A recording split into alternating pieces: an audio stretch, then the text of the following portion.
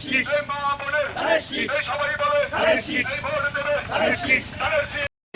বছর আপনি ভোট দিতে পারেন নাই, এই একটা প্রজন্ম পুরাই এখন পর্যন্ত ভোটই দিতে পারেনি।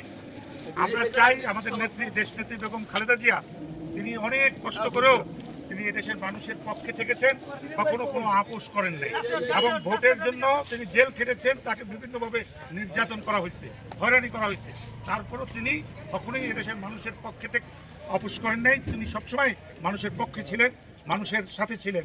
আমরা আজকে আপনাদের কাছে আসছি ধানের শীষে ভোটটা চাই।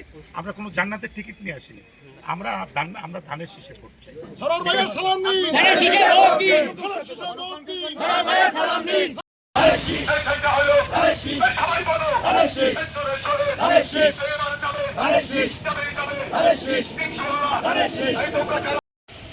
ধানের শীষের মার্কা গণজোয়ার সৃষ্টির লক্ষ্যে আজকের এই পথসভার সম্মানিত সভাপতি, সম্মানিত নেতৃবৃন্দ, আসসালামু আলাইকুম।